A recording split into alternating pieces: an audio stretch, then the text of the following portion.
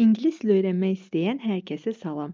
Uzun bir aradan sonra abituriyentlərə dəstək olmağa davam edirik. Gəlin vaxt itirmədən başlayaq ilk sualımızdan. İlk sualımız 7-ci sualdır. Choose the correct variant. Doğru variantı seçməliyik. Biz artıq variantlara baxdıqda görürük ki, bu zamanlarla əlaqəli testdir. Zamanlarla əlaqəli testi bir neçə üsullarla işləyə bilərsiniz. Əvvəlki videolarımıza da baxsaq, onlara aid çoxlu testlərimiz var. Mən burada hansı üsulla işləyəcəm? Mən cümləyə baxanda burada as soon as birləşməsini görürəm və mən artıq bilirəm ki, as soon as-dən sonra gələcək zaman işlədə bilmərəm.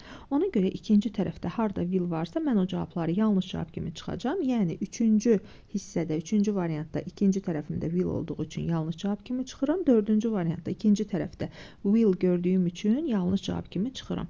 3 və 4 yanlış cavabdır. Mən cavablarda hansında 3 və 4-ü görürəmsə çıxıram və mənim artıq doğru cavabım var. Y variantı 2 və 5. Yenidən dəqiqləşdirmək üçün 2 və 5-i cümlədə yerləşdirib baxacağam. He will write the report as soon as he gathers all the necessary information. Yəni, birinci tərəfdə, əgər as soon as bağlayıcınız varsa cümlənizdə, birinci tərəfdə gələcək zaman işlədirsinizsə, ikinci tərəfdə indiki sadə zaman present simple olmalıdır. Və yaxud 5-ci cavabda doğru cavabdır. He wrote, ikinci tərəfdə isə he gathered olacaq. Yəni, hər iki tərəfdə fikir verdinizsə, keçmiş zamanda işlənilir. Wrote, write yazmaq feilinin keçmişidir, qaydasız feildir. Gathered isə gather feilinin keçmişidir, i-də artırılaraq düzəlibdir və bu da qaydalı feildir. As soon as varsa, birinci tərəf gələcək zamanda, ikinci tərəf indiki sadə zamanda ola bilər və yaxud da birinci tərəf və ikinci tərəf hər ikisi keçmiş zamanda işlədilməlidir. Növbəti sualımıza baxırıq. Degree of the adjectives, yəni sifətlərin düzgün dərəcələrini müəyyənləşdirməliyik. Yenə sifətin dərəcələrində bəzi açar sözlər var ki, biz onları bilməliyik. Onlardan sonra və ya əvvəl hansı dərəcənin işləndiyini əgər biliriksə, testi işləyərkən cümləni tərcümə etməyə ehtiyac qalmayacaqdır. Mən 8-ci sualda very sözünü görürəm və mən artıq bilirəm ki, verydən sonra mütləq adi dərəcə gəlməlidir. Adi dərəcə bildiyimiz kimi heç bir şəkilçi qəbul etməyən, yəni ER və EST şəkilçilərini və yaxud more və most sözlərini qəbul etməyən bir sözdür. Yəni, özündən sonra adi dərəcə gəlməlidir verydən sonra. Ona görə mən B-ni çıxacam, çünki burada fastest var, üstünlük dərəcədir. C-ni çıxacam, çünki faster müqayisə dərəcədir. D-də yenə eyni qaydada çıxıram və məndə artıq 2 cavab qaldı. A və Y variantları. İkinci tərəfə baxıram, ikinci tərəfdə than görürəm. Artıq yəqin ki, bilməyən yoxdur. Than özündən əvvəl müqayisə dərəcədə olan bir sifət istəyir. Müqayisə dərəcəsi A variantındadır. More expensive, yəni A variantı doğru cavabdır. Çox vaxt şagirdlər much expensive müqayisə dərəcəsi kimi qəbul edirlər. Bu onların etdiyi ən böyük səhvlərdən biridir. Yadda saxlayaq ki, much özü müqayisə dərəcəsi deyil, müqayisə dərəcəni düzəltmir. Sadəcə özündən sonra müqayisə dərəcədə olan söz istəyir. Yəni, muchdan sonra ya more expensive olaraq düzəltməliyik, ya da sözümüz az hecalıdırsa, muchdan sonra sifətə ER şəkilçisini artırmalıyıq. Much özü təklikdə müqayisə dərəcəni göstərmir. Ona görə də Y variantı yanlış cavab olacaq, A variantı doğru cavabdır. Növbəti sualımıza baxırıq. Artıq variantlara baxdıqda mən görürəm ki, mövzumuz article mövzusudur.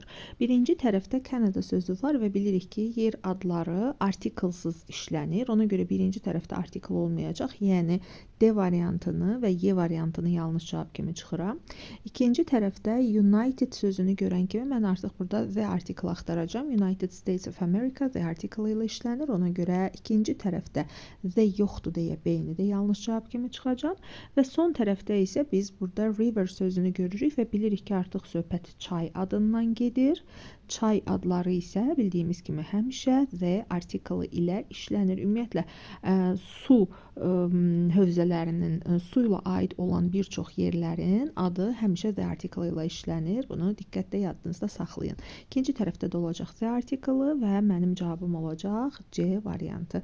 A variantını çıxıram, çünki üçüncü tərəfdə article verməyib, çay adları həmişə the article ilə işlənməlidir. Növbəti sualımız nouns in the plural, yəni cəmdə işlənən isimləri tapmağımızı istəyir. A variantında economics sözü var. Axırında ICS hərf birləşmələrini gördünüzsə, bilin ki, həmin sözlər təkdə işlənən sözlərdir, onlar cəmdə deyil. Yəni A variantını yanlış cavab kimi çıxıram. B variantında darts oyun adıdır. Oyun adları adətən sonunda S olsa da təki bildirir, cəmi bildirmir. B-ni də çıxıram. C variantında billiards yenə oyun adıdır və sonunda S olmağına baxmayaraq təkdədir. Ona görə də bu yanlışdır. C-ni də çıxıram. D variantındakı news sonunda S olan, ancaq həmişə təkdə işlənən isimdir. Xəbər deməkdir. Yanlışdır, təkdədir. Y-də isə mice, mouse sözünün cəm versiyasıdır. Pianos S-lə düzələn cəm isimdir. Geese isə kökdən dəyişən goose isminin cəm formasıdır. Y variantı doğru cavabdır. Ümumiyyətlə kökdən dəyişən isimləri, cəmi kökdən dəyişən isimləri diqqətlə öyrənin. Çünki hər il imtahan sualları içərisində bunlar yer alır. Növbəti sualımız definitionlarla bağlıdır. Bu, şagirdlərin lüğət bazasını yoxlayan bir testdir. Sözləri bilirmi, nə dərəcədə bilir və sözlərin qarşılığını ingilis dilində aydın başa düşə bilirmi? Complain sözündən başlayıram. Complain şikayət etmək deməkdir. Suggest təklif etmək deməkdir. Consider isə güman etmək, nəsə haqqında diqqətlə düşünmək mənalarını ifadə edir. İndi gəlin bu sözləri öz qarşılıqları ilə əlaqələndirək. A variantında to say that something is not good or that you are unhappy about it. Bir şeyin yaxşı olmadığını demək və yaxud da ki, sənin bununla razı olmadığını və yaxud bunu bəyənmədiyini ifadə etmək. Bu olacaq complain, yəni şikayət etmək. Bir A variantına uyğun gəlir. A-nın qarşısına 1 yazacağım və mən bir də A olmayan variantları çıxıram. A variantına, C variantını və Y variantlarını yanlış cavab kimi çıxıram. Daha sonra B-yə baxacağım. To offer an idea or plan for someone to think about. Artıq mən burada bütöv bir hissəni tərcümə etməyə ehtiyac yoxdur. Bəzən bu definition testlərində ilk 1-2 sözün tərcüməsini bildinizsə, sözləri uyğunlaşdıra bilirsiniz. To offer təklif etmək deməkdir və bu da elə suggest sözünə uyğun gəlir. 2B, yəni offer və suggest sözləri sinonimdir. 2B-yə uyğun gəlir və mənim artıq cavabım bəllidir. D variantı. 3-də isə consider, artıq tərcüməsini demişəm. Bu da think about something carefully. Nəsə haqqında diqqətlə düşünmək. Especially in order to make a decision. Xüsusilə də qərar verəcəksinizsə, qərar vermək üçün bir şey haqqında diqqətlə düşünmək deməkdir. Və bu da C variantına uyğun gəlir. Yəni 11-ci sualın cavabı D variantıdır. Gəlin 12-ci suala baxaq. Əvəzliklər mövzusudur ki, hər il buraxılış imtahanlarında bu suallar və bu mövzu yer alır. Əslində çətin deyil, ancaq bir çox şagirdlər bu mövzuda çətinlik çəkirlər. Bəzi nüanslar var ki, onları bildinizsə, mövzunun içindən, sualların içindən rahatlıqla çıxa bilirsiniz. Burada əsasən biz fikir verməliyik. İsimimiz təkdədir, yoxsa cəmdədir və feilimiz təkdədir, yoxsa cəmdədir. Mən 2 nüansa baxacağam. Bir tourist sözünə baxacağam, cəm isimdir və enjoy feilinə baxacağam. Yəni sonunda S yoxdur, deməli cəmdədir. Bu zaman nələrə diqqət edirik? Məsələn, A variantında many, bəli, özündən sonra cəm isim tələb eləyir. Birinci tərəfim doğrudur, amma ikinci tərəfim the other adətən isimlə işləndiyi üçün, özündən sonra isim istədiyi üçün yanlış cavabdır. Mənim ikinci tərəfimdə isim yoxdur, enjoy feili gəlibdir, cəmdədir. A-nı çıxıram. B variantına baxacağım. B-də də all özündən sonra cəm isim istəyir. Bəli, bu da doğru ola bilər, amma ikinci tərəfim another əvəzliyi özündən sonra mütləq isim istəyir. Sayıla bilən və təkdə olan isim istəyir. Bunu mən əvvəlki videolarda da qeyd etmişəm. Another sözünün hansı isimlərlə və yaxud hansı sözlərlə işləndiyini daha rahat yadda saxlamaq üçün sözü 2 hissəyə bölün. Baxın, birinci tərəfində an artiklı görürsünüz. An artiklını yəqin ki, bilməyən yoxdur. Özündən sonra mütləq sayıla bilən tək isim istəyir. Deməli, another əvəzliyi də özündən sonra sayıla bilən tək isim istəyir. Bizdə isə enjoy feili gəlibdir. Deməli, B də yanlışdır. C-yə baxacağım. C-nin də birinci tərəfi doğrudur. Those-dan sonra cəm isim gəlir. Bəli, burada da problem yoxdur. Ancaq ikinci tərəfdəki everybody sözü özündən sonra mütləq şəkildə feil istəyir və bu feilimiz təkdə olmalıdır. Yəni, o axırında S olmalıdır, əgər indiki zamandadırsa. Yəni, bizdə enjoy yox, enjoys olsaydı, onda everybody-ni götürə bilərdik. C də yanlışdır. D variantı some tək və cəm isimlərlə işlənə bilir. Some tourists, bəli deyə bilirik. İkinci tərəfdə isə others yazılıbdır. Others axırında s varsa, deməli cəmi bildirir və özündən sonra cəmdə olan feil tələb eləyir. Yəni enjoy gəlib. Bəli, bu da doğrudur. D düzgündür. Y variantındakı ikinci tərəfdəki no one isə özündən sonra təkdə olan feil tələb eləyir. Ümumiyyətlə törəmə vəziklər mütləq şəkildə tək feillə işlənir. Yəni sonunda s olmalıdır indiki zamandadırsa. Enjoy yox, enjoys olsaydı doğru olardı. Ona görə də Y variantı da yanlış cavabdır. D variantı burada doğru cavab olacaq. Cümləmizin tərcüməsi belə olacaqdır.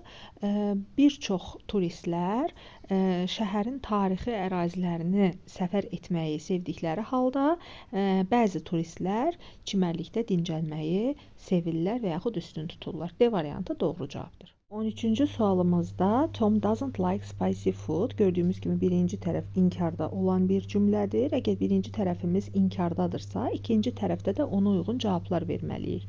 Tom ədviyyatlı yeməkləri sevmir. Cavabında mən də demək istəyirik və birinci tərəfimiz inkardadırsa, deməli biz ikinci tərəfdə to, also kimi birləşmələrdən istifadə edə bilmərik. A variantında to var. Mütləq özündən əvvəlki cümlə təsdiqdə olmalıdır ki, to istifadə edə bilək. Y-də də həmçinin to var, yanlış cavab kimi çıxırıq. C-də isə so var. So da özündən əvvəl gələn cümləni təsdiqdə istəyir ki, özündən sonra so işlədə bilək. Yəni A, Y və C variantlarını çıxıram. Məndə qalır 2 cavab B və D variantları. D-yə də diqqətlə baxdıqda görürük ki, burada da 2 dənə inkar söz verilibdir bir cümlədə. Neither və don't. Ümumiyyətlə neither olan yerdə ikinci inkar söz lazım deyil, olmamalıdır. Ona görə D də yanlışdır və B variantı bizdə doğru cavab olacaq. I don't, either və yaxud either kimi tələffüz olunur. Bu sözün 2 cür tələffüzü var. Either mütləq inkar cümlədə işlənir və özündən əvvəl gələn cümləni də inkarda istəyir. Tom ədviyyatlı yeməkləri sevmir. Mən də həmçinin, yəni mən də sevmirəm. B variantı doğru cavabdır.